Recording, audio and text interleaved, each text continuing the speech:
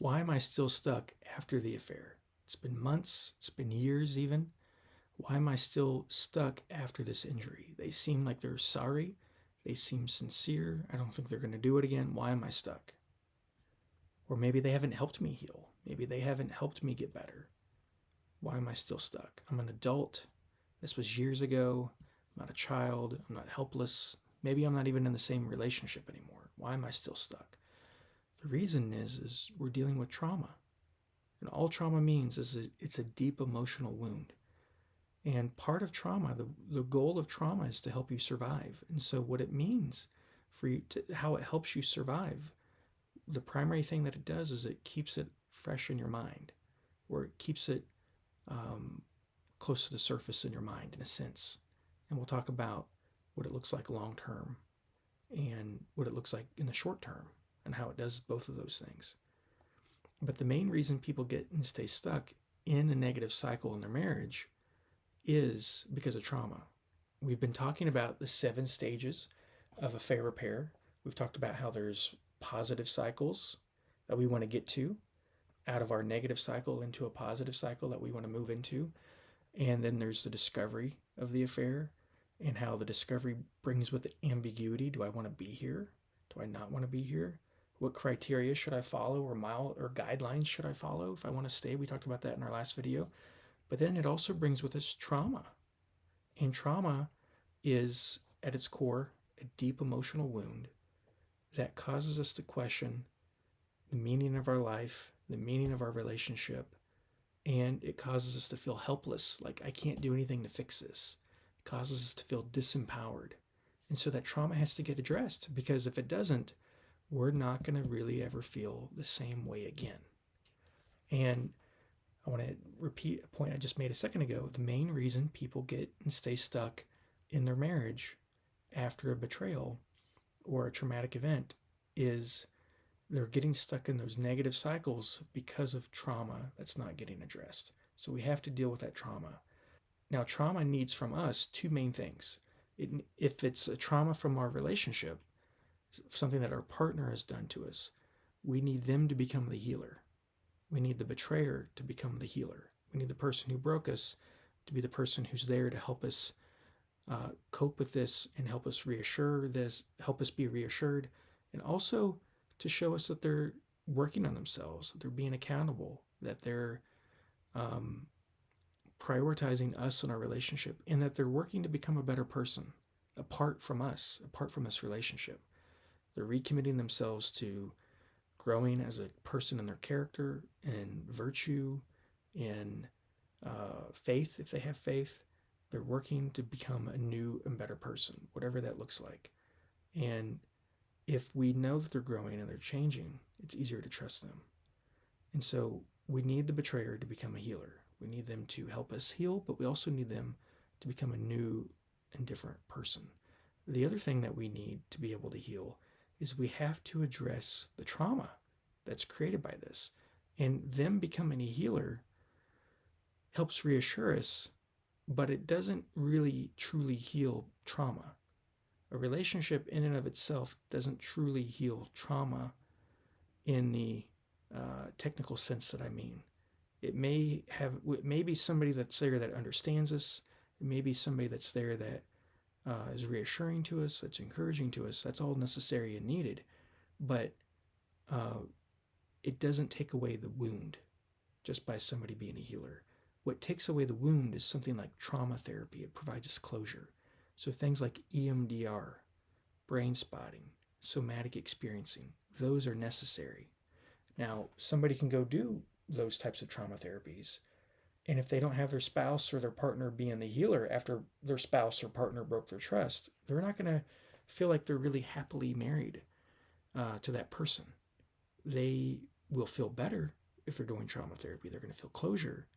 They're going to feel better about their life, and they're going to feel like they're able to move forward, but they're not going to feel like they can connect to their spouse again until their spouse shows them that they are trustworthy, until their spouse shows them that they're remorseful, until their spouse shows them that they are really taking responsibility for what they've done, that they really acknowledge what's happened, that they really care about their spouse's pain, that they're really there to help their spouse heal.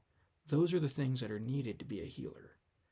And that's not going to happen. And so you have to have both processes, the betrayer being the healer and trauma therapy. You have to have both. And so, what happens though if we're not able to really heal over time? Long term, there are some things that pop up, but also short term, there's things that pop up, and things that you've probably already experienced if you've been traumatized is just the physical feeling of being shaky. The looping in our mind, the obsessiveness, where our mind just dwells on these situations that have happened, and we just kind of replay it over and over and over again.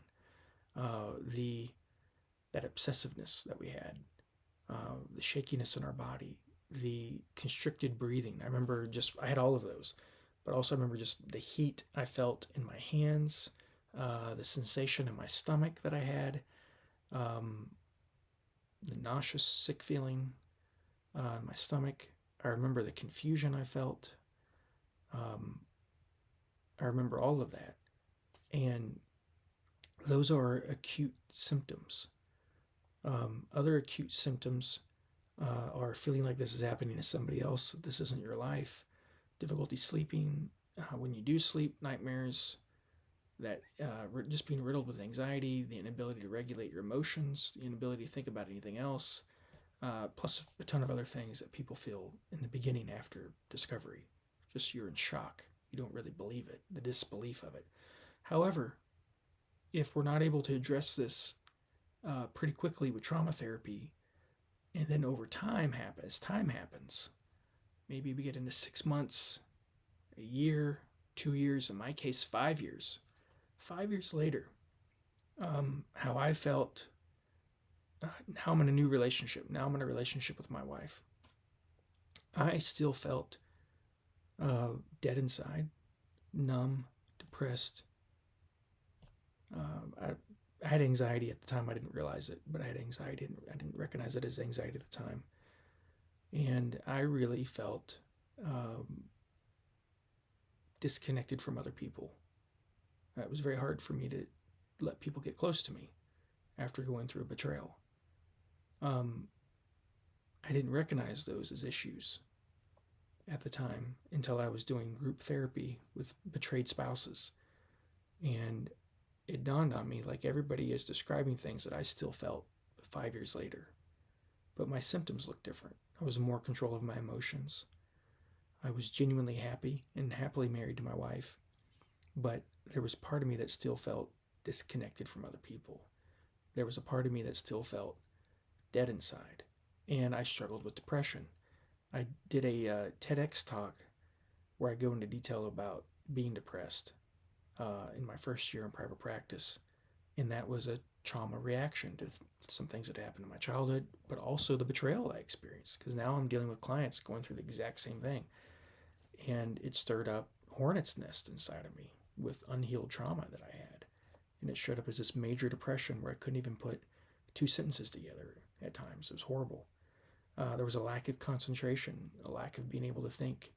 And so long term, what ends up happening is people like me will grow numb or they'll have a raw spot. So long term, the 2 main symptoms of trauma are going to be numbing out or having a raw spot. And so numbing out, what we do is we'll maybe be depressed, we'll feel numb, disconnected from people, and that's our attempt to get better because we're turning off the pain. I don't want to feel this anymore, but I don't know how else to get better other than just to turn it off. So we numb out the pain. And when we do that, though, we end up numbing out the good emotions as well. And we will carry it with us into a different relationship, just like I did, whether we stay together with our spouse or if we have a new relationship.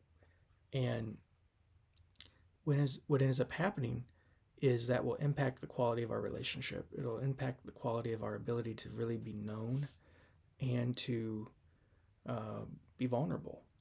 And so we go numb is the first sensation. So we go numb is the first long-term symptom of trauma. And then the second long-term symptom of trauma, which is much rarer than going numb is far more common. But the second is we will develop a raw spot around that issue. meaning anytime it's brought up or there's kind of another boundary issue with our spouse, or if we're in a new marriage with our new spouse, there's a boundary issue between them and somebody of the opposite sex, or somebody in our close circle, our family or friends, um, goes through infidelity as well, the same trauma we did, we will begin to relive some of those feelings and emotions again. It's okay. We're okay until it gets touched on again, and then it flares up, and then it becomes like this really big issue again. And so we go numb, or we have a raw spot. And what we want to do is we want to address that with trauma, because what common, I haven't said this yet, but a big trauma symptom is difficulty with relationships. It's hard to let people get close to us because it's hard to trust. We've been violated by another person, and so it's hard to let people get close to us. And so we got to address that, and you can, because if we address that, we're able to keep move. If we can address the trauma, we'll be able to keep healing. We'll be able to keep working through the affair repair milestones, the 7 stages of affair repair. We'll be able to keep working through that. But this is an area that people often don't think about. And I've talked to people about this. Hey, you need to really do trauma therapy. And what they think of is like, you know what?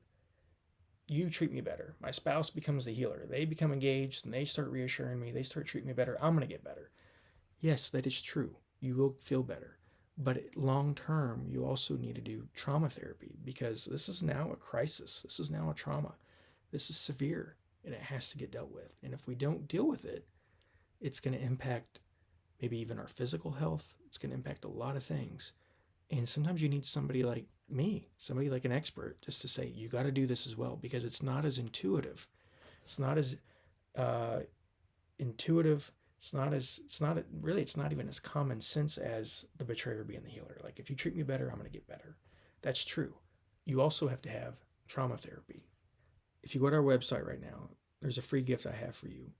It's 21 things that the unfaithful spouse wants to tell the betrayed spouse. 21 things the unfaithful spouse wants to tell you, but they don't know how. These are things that they want to tell you, but they don't know how to reveal them to you. They don't know how to say these things. And this is true whether they're working actively to become a healer or they're not motivated at all to work on the marriage. And so these are going to be eye-opening, revealing things that are going to be really powerful and helpful for you. And we talk about these at our workshop. They are things that are profound, that are really helpful. And so we decided, you know what, let's bless people with this. Let's make this a free gift. Let's show people really deep down what their spouse is thinking, who's been unfaithful, that they want to share with their spouse, but they don't know how. And so I have that as a free gift for you. Come to one of our workshops, our online courses, coaching. Love to meet you in person, love to work with you, love to help you in any way that we can. If you go to healingbrokentrust.com, you can find out about our couples workshops, our online courses, master classes, coaching options. And be sure to like and subscribe below. And if you want to see the other videos in the series, just click over here to the side and you'll be able to watch the other videos that we've discussed in the series. I'll see you guys later.